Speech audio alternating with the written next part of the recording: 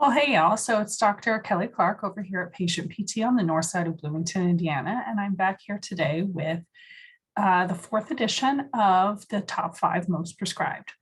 So the top 5 most prescribed is a list of 5 exercises that I prescribe really frequently here at Patient PT in order to help folks most of the time with really long-term chronic pain conditions and movement disorders that have plagued them for a really long time. And if you've been watching any of the other parts of this series, you are aware by now that a lot of times simpler is better. So today we're going to talk about an exercise called scapular retractions. So I'm going to start by sharing my screen to show you a little bit more of the anatomy of what we are describing here in the top 5 most prescribed for scapular retraction, okay? So first of all, the scapula is this bony structure on your back that some people will think of as a little wing. It attaches to the top of your humerus and also to the clavicle. That's that bone that comes across the top of your chest here. And between the connection to the clavicle and the muscular connections that the scapula has to your back, it holds your arm on pretty securely, but also allows for a really large range of motion in your shoulder.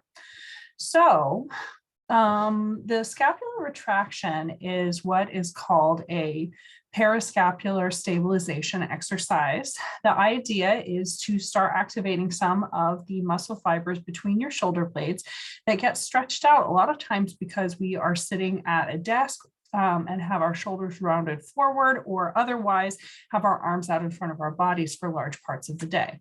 So if you will take a look at this diagram that we've got up on the screen, you can see that here in this highlighted triangular muscle, which is the entire trapezius, there is a section here down at the bottom on the lower half of the shoulder blades that goes out into a really oblique pattern of striation as it moves in towards the spine. Okay, so you can imagine that if you were to hold your arm up into a Y position and move it backwards, that would result in those fibers below your scapula shortening in this lower trap region. Okay, there's also a middle trap region where the fibers are basically horizontal and head straight in from the corner of the scapula towards the spine. And there's also the upper trap version, which ends up causing folks a lot of problems. And that's a big part of the reason why the scapular retraction exercise is so important.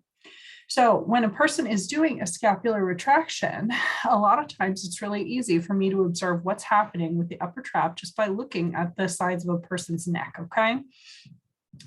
This is that same muscle that if you look at a person who is really muscular, sometimes it's more frequently in male bodybuilders, you will actually see a little bit of a short neck kind of phenomenon where it looks like their neck just gets really wide up here.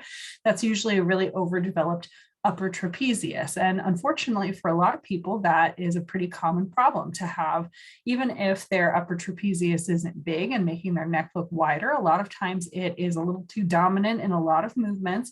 And so when we go to move our shoulder blades back into place, we're actually raising them up a lot of times, okay, and causing a lot of tension in not only these upper shoulder muscles, but also interfering with some of the movements of our neck muscles, okay? So that's one of the reasons that it's really important to strengthen these muscles that are kind of down between your shoulder blades. So what is a scapular retraction? Okay, so I've kind of mimicked it a little bit here, just sitting at my desk while I've been talking to you. I'm going to flip to this other tab, okay? So there are a lot of different kinds of scapular retractions, but this particular very simple version of it is my favorite. So really the cue that I give folks to do a scapular retraction most of the time is I just say, I want you to imagine your shoulder blades, and the goal of this exercise is to move those shoulder blades both down and in, as if you're trying to move them down into your back pockets, and hold for a slow 3-second count, and then relax forward again, okay? So that is really kind of the simplest possible version of a scapular retraction. I'm going to go ahead and zoom out to this wider view of my home exercise program editor so you can get a better idea of what some of the variations on scapular retractions might be. So a lot of times you will see folks start out in a scapular retraction using a TheraBand like this, so that they're actually moving their shoulders into external rotation at the same time. A lot of times you'll also see a TheraBand used in this way, where the person is doing a little bit of a miniature shoulder extension at the same time that they are doing that scapular retraction. And those are both really good options, but they're ones that I a lot of times will save for later progressions, because unfortunately, when you've got these small stabilizing muscles like this lower trapezius and also the rhomboid major and minor, which are relatively small muscles, you really need to get those a little bit more active and dominant in very simple movements before they are ready to get involved in things that actually move the limb itself. And the limbs, the upper limbs in particular, have so many degrees of movement that it's really easy to get some of the many other much stronger muscles in the back involved, such as this latissimus dorsi can get involved in a lot of arm movements and shoulder movements. There's also the posterior deltoid here that has a tendency to compensate during some movements. And again, I mentioned there are also a lot of muscles in the neck that really get involved. Most notably, there's one here called levator scapulae that just comes into this inner corner. So a lot of times when rhomboid major and minor are a little bit on the weak side and are not able to aid as much as they should in drawing the shoulder blades down and in, that levator scapula is a really strong kind of belt-like muscle that connects up almost to your skull. And so when you get that involved, you can start to have a lot of headaches or shoulder aches. So those are some of the reasons why I really like scapular retractions. Another reason that I wanted to share with y'all has to do with shoulder positioning, okay? So in the physical therapy world, posture can actually be a fairly controversial topic sometimes, okay? There are a lot of PTs out there who will try to tell you that posture doesn't really matter. And that point of view can be summarized by a phrase that gets thrown around kind of a lot, and that is, the best position is the next position. Okay, so the idea is that if you have the luxury of having a job or otherwise occupying yourself all day long in a way that allows you to get up, move around, move your limbs, move your head, then that is really the best thing for you, is to stay moving and not get stuck in these positions where your posture really does matter more, okay? Unfortunately, if you are working at a desk for most of your day, or you are maybe a mechanic or a repair person of some kind, anything that involves like having your hands in front of your body for large periods of time during your day is going to potentially subject you to what ends up being called upper cross syndrome, but more simple breakdown of that involves just a protracted shoulder, okay, which just means your shoulder is a little too far on the front of your body. So my friend Herman, the miniature skeleton, is an excellent example for this, because his shoulders are actually fused into place in this model in a really less than ideal position, okay? So ideally, the peak of your shoulder is going to line up on the side of your body with the external meatus of your ear, okay? That means the hole where your ear is. So ideally, your head is going to be back here up over your shoulders all the time. Herman has a couple of problems, okay? So you can see his ear is way back here, his shoulder's way up here. He's also got a ramrod straight neck, and his whole shoulder girdle is way over here, all right? So ideally, his scapula would sit at rest somewhere right around in this region, this edge here. So his shoulders are way far forward, and you can tell he doesn't really have a whole lot of strength in this lower trap region that would be holding the shoulder blade in, or in this rhomboid region that would be helping to hold that shoulder blade in. So over time, what this can do is result in your shoulders going further and further forward. A lot of times your head will come with it. So you end up in a postural distortion that's known as upper cross syndrome, which basically just means that your shoulders are rounded really far forward and your head is also really far forward.